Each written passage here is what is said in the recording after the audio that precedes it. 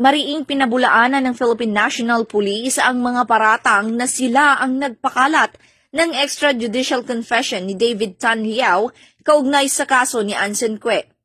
Sa isang press briefing, nilinaw ni PNP spokesperson Police Brigadier General Jean S. Fajardo na hindi ang PNP ang naging source ng nasabing dokumento.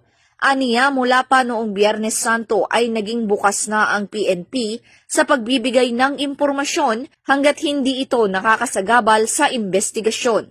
Noong April 16 na ipatupad ang search warrant na humantong sa pagkakaaresto ni Ricardo Austria at Raymart Catequista sa madaling araw ng Sabado. Kinabukasan sumuko si David Tan Liao na sinamahan ng kanyang mga abogado sa pagbibigay ng salaysay.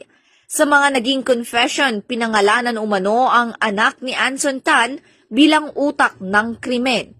Ayon kay Police Brigadier General Fajardo, isinagawa ang inquest proceedings sa parehong araw kung saan ang asawa ni Anson Cue ang mismong nagsampa ng reklamo. Bilang private complainant, nabigyan sila ng kopya ng lahat ng dokumento, kabilang ang extrajudicial confession, kaya't mayroon silang direktang akses sa mga sensitibong detalye ng kaso. Dagdag pa niya, ang PNP ay mahigpit na sumusunod sa tamang proseso at may security protocols sa paghawak ng sensitibong dokumento. Tinitiyak ng PNP na sila ay patuloy na sumusunod sa legal na proseso at pinapangalagaan ang integridad ng kanilang serbisyo. Kabilang narito ang paghawak ng mga sensitibong dokumento at mahigpit na pagpapatupad ng confidentiality upang mapanatili ang integridad ng mga investigasyon at karapatan ng mga sangko. Wala po tayong nilik na anuman na any extrajudicial confession. Nagkaroon po tayo, if you may recall, nagkaroon po tayo ng press briefing. Saturday po yon.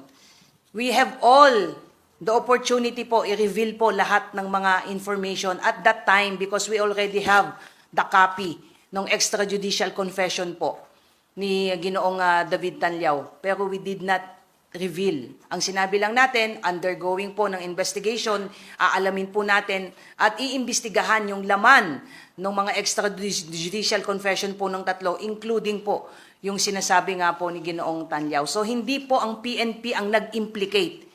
Ulitin po natin, hindi po PNP ang nag-implicate kay David Tan Liao. Bakit po lumabas yung kopya po ng extrajudicial confession?